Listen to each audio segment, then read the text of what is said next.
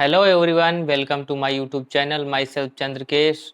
I did my undergraduation from the Banaras Hindu University, Varanasi, and currently pursuing my masters in IARI New Delhi. हम आप लोगों के लिए NEET exam को ध्यान में रखते हुए बायोलॉजी की एक लेक्चर सीरीज लेकर आए हैं। तो अगर आपको हमारा ये इनिशिएटिव यूजफुल लगता है तो आप हमारे चैनल को सब्सक्राइब करें, जिससे 1 बाय 1 आपको सारे लेक्चर मिलते जाएं।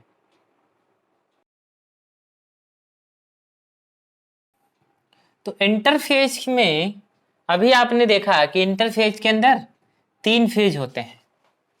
पहला फेज जो होता है उसको हम G1 फेज बोलते हैं, G1 फेज बोलेंगे। और जो दूसरा फेज होता है उसको S फेज बोलते हैं, और तीसरा फेज जो होता है उसको हम G2 फेज बोलते हैं। इंटरफेज के अंदर 3 फेज होते हैं।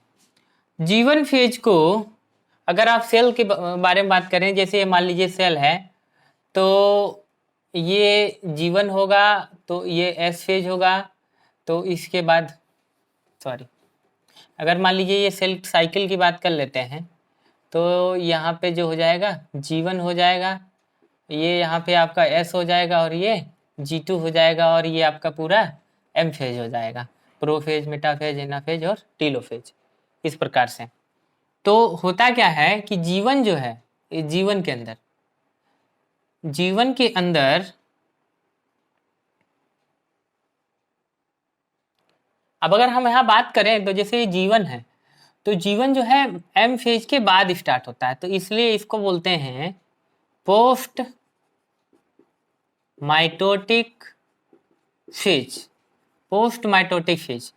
या इसको आप ये भी बोल सकते हैं सिंथेसिस फेज से पहले वाला phase, pre synthesis phase, pre synthesis phase. या G1 का मतलब होता है फर्स्ट गैप फर्स्ट फेज, ठीक है, गैप फर्स्ट फेज। तो ये इसके अलग अलग नाम है, याद रखिएगा। पोस्ट माइटोटिक फेज भी बोल देता है कई बार, प्री सिंथेटिक फेज या गैप फर्स्ट फेज भी बोल सकता है, ठीक है। और G1 जो है ये लॉन्गेस्ट फेज है, लॉन्गेस्ट फेज होता है। लॉन्गेस्ट फेज का मतलब सबसे ज़्यादा समय इसी में लगता है। इंटरफेज का सबसे ज़्यादा टाइम टेकिंग जो है वो G1 फेज में होगी, ठीक है। सेल सबसे ज़्यादा समय तक G1 फेज में ही रहता है इंटरफेज के दौरान। और इसमें क्या होगा, सेल ग्रो करता है, सेल ग्रोथ होगी, मैक्सिमम सबसे ज़्यादा सेल ग्रोथ इसी में होती है, G1 फेज में ही। और क्या होगा, सेल ऑर्गेनेल डुप्लीकेट करेंगे, सेल ऑर्गेनेल डुप्लीकेट हो जाते हैं। राइबोसोम की सिंथेसिस हो जाती है, यहाँ पे राइबोसोम सिंथेसिस होगी। न्यूक्लियोटाइड का फॉर्मेशन होगा, न्यूक्लियोटाइड सिंथेसिस हो जाता है। और एटीपी सिंथेसिस होता है, एटीपी सिंथेसिस होता है। तो ये सारी चीजें इसके अंदर होती हैं। और साइटोप्लाज्म भी बढ़ जाता है इसके दौरान। तो ये हो गया।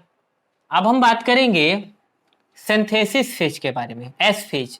एस फेज को बोला जाता है सिंथेसिस फेज, एस फेज को बोला जाएगा सिंथेसिस फेज। एच फेज के दौरान क्या होता है, एस फेज के दौरान डीएनए डुप्लीकेशन होता है, डीएनए सिंथेसिस होता है, ठीक है। तो यहाँ पे क्या होगा, डीएनए सिंथेसिस, डीएनए सिंथेसिस या रेप्लिकेशन, डीएनए रेप्लिकेशन होता है। और जो सेंट्रियोल है उसका भी डुप्लीकेशन हो जाता है, सेंट्रियोल डुप्लीकेशन। साइटोप्लाज्म के अंदर जो सेंट्रियोल होता है, सेंट्रियोल से ही स्पिंडल फाइबर बनेंगे, और वो क्या करेंगे, स्प्लिटिंग करवाएंगे एनाफेज के दौरान, क्रोमोसोम को 2 भागों में डिवाइड करते हैं। तो इसलिए यहाँ पे क्या होता है, सेंट्रियोल का भी डुप्लीकेशन हो जाता है और सेल कमिटेड हो जाती है, cell committed for division, division के लिए सेल कमिटेड हो जाती है। फॉर एग्जांपल अगर हम देखें, और यहाँ पे क्या होगा, फॉर एग्जांपल के लिए अगर हम यहाँ देखें तो मान लीजिए ये कोई क्रोमोसोम है, ये कोई क्रोमोसोम है, तो यहाँ 2 क्रोमोसोम है, 2 क्रोमोसोम है, पोलाइडी इसकी जो हो गई, यहाँ पे 2 क्रोमोसोम है और 2n होगा मान लीजिए यहाँ पे। तो होगा क्या कि बाद में भी सिंथेसिस के बाद में, एस फेज के बाद में भी ये क्रोमोसोम 2 ही रहेंगे। ये क्रोमोसोम जो है, ये देखिए क्रोमोसोम तो 2 ही हैं, बस क्या हुआ यहाँ 2 क्रोमोसोम अभी भी हैं, 2 क्रोमोसोम अभी भी हैं, बस क्या हुआ है कि उसकी क्वांटिटी बढ़ गई है। यहाँ 2C से यहाँ पे क्या हो गया 4C हो गया। पोलाइडी सेम है, पहले 2n था, अभी भी 2n है, क्रोमोसोम 2 अभी भी हैं, लेकिन क्या हुआ है कि क्वांटिटी, डीएनए की क्वांटिटी बढ़ गई। जो क्रोमोसोम पतला पतला था अब वो मोटा मोटा हो जाएगा, उसके अंदर क्रोमोसोम जस्ट डबल हो जाता है। तो ये चीज होता है, मतलब सिंथेसिस फेज में डीएनए सिंथेसिस होता है, क्रोमोसोम स्प्लिटिंग नहीं होता, क्रोमोसोम की पोलारिटी सेम रहती। तो ये चीज याद रखिएगा, ठीक है। अब हम बात करेंगे G2 फेज के बारे में। G2 फेज देखिए यहाँ पे, तो G2 फेज जो है S फेज के बाद वाला है, तो मतलब पोस्ट सिंथेसिस फेज या प्री माइटोसिस फेज इसको बोल सकते हैं।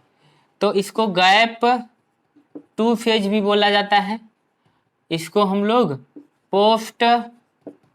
Post synthesis phase, post synthesis phase भी बोल सकते हैं, या इसको प्री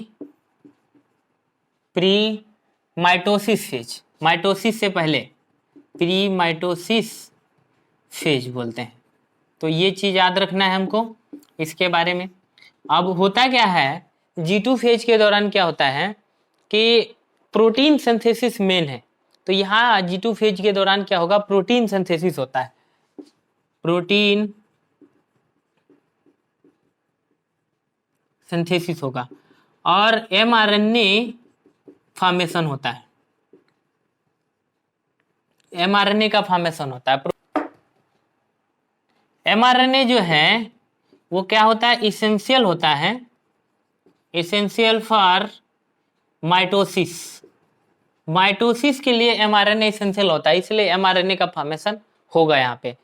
और अगर mRNA का फॉर्मेशन या प्रोटीन सिंथेसिस नहीं हो पाएगी तो जो सेकंड चेक पोस्ट पड़ेगा G2 से M फेज में जाने के लिए, तो सेल रिजेक्ट हो जाएगी, सेल डिवीजन नहीं कर पाएगी। तो ये चीज याद रखिएगा। तो ये जो होता है mRNA यहाँ पे बहुत जरूरी है। और माइक्रोट्यूब्यूल का भी क्या हो जाता है, डुप्लीकेशन होता है, माइक्रोट्यूब्यूल डुप्लीकेशन होता है, माइक्रोट्यूब्यूल बनता है, या माइक्रोट्यूब्यूल सिंथेसिस भी बोल सकते हैं। तो माइक्रोट्यूब्यूल का फॉर्मेशन होगा। माइक्रोट्यूब्यूल क्या है, जब स्पिंडल फाइबर बनता है, स्पिंडल फाइबर के अंदर माइक्रोट्यूब्यूल पाए जाते हैं। तो माइक्रोट्यूब्यूल ही नहीं होंगे तो स्पिंडल फाइबर कैसे बनेगा, क्रोमोसोम से जुड़ेगा कैसे, और क्रोमोसोम स्प्लिट कैसे होगा। तो इसलिए यहाँ पे माइक्रोट्यूब्यूल का भी फॉर्मेशन हो जाता है, और सेल जो है ग्रो करेगी कंटिन्यू, ठीक है। सेल ग्रोथ कंटिन्यूअस अकर, और सेल की ग्रोथ जो है कंटिन्यू होती रहेगी। तो ये G0 फेज के बारे में, G0 फेज, क्वेसेंट फेज या inactive stage with respect to division,